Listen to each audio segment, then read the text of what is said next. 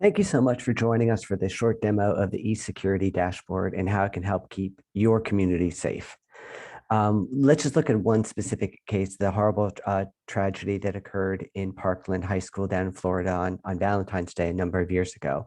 If we looked at all the factors, the findings involved, how his mother died not too long before this tragic incident, if we could look at his comments that he made online about wanting to be a professional school shooter, how many visits they received at his home, tips to the Bureau saying that someone who knew the suspect warned that he had a desire to kill people. If we could see all of these things on a big picture, if we could go back to that detective's corkboard idea and see things all in one place, then you might be able to prevent it. What we tried to do there is do just that with our charts that we have for the threat assessment program.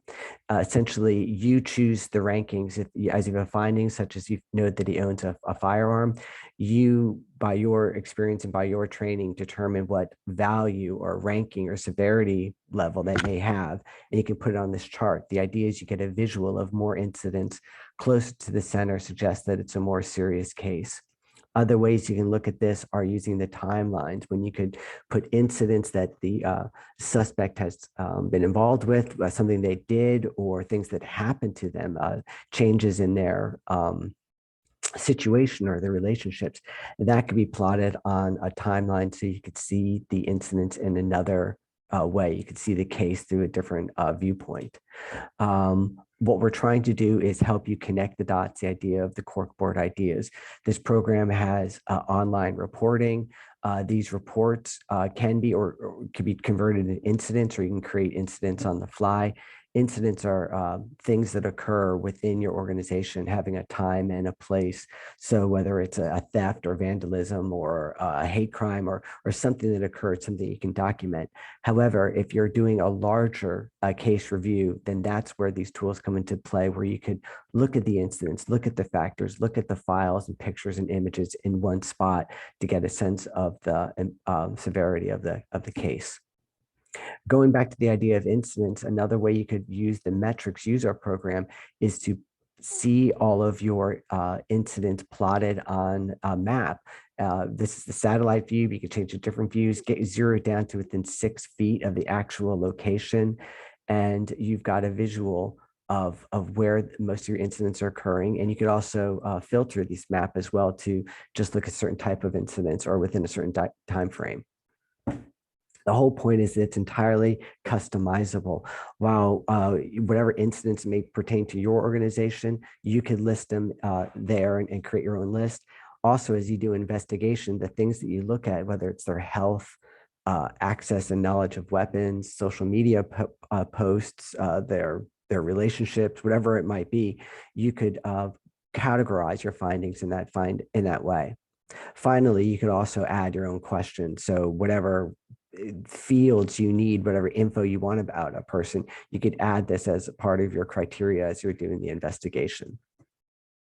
The program was really is meant to be used by teams. So we have different roles. You can have a super administrator who has control over all the cases and incidents, and they can create other users and assign roles, while your lowest level user may be someone who's just sees their own cases, and they are limited in their abilities to create or delete information. Along with this, we've got forums, so you continue the conversation and document it on there. There are email notifications. If you have any changes, any updates, you can be automatically sent an email. So if there's any changes going on.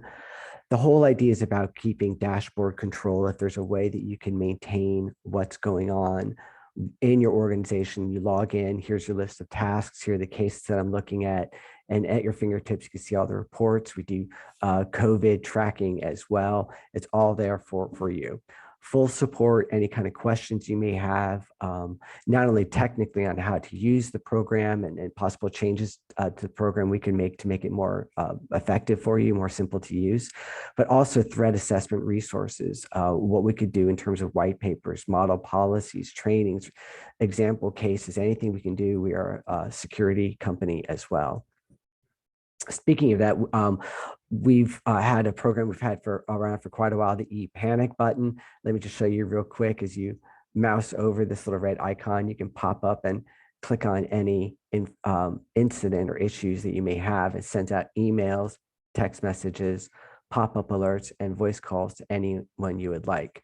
But the other thing that it does, if I may show you, is it gives a running record also of whenever you've got new incidents coming in, they'll be logged right here on this portal. So if you have any questions, if you're interested in trying it out, just go ahead, fill out that form. You're welcome to get the free version. There's no credit card taken. Bang on it for a while, see what you think of it. And if there's anything we can do to support you, please let us know. Any questions? Contact us.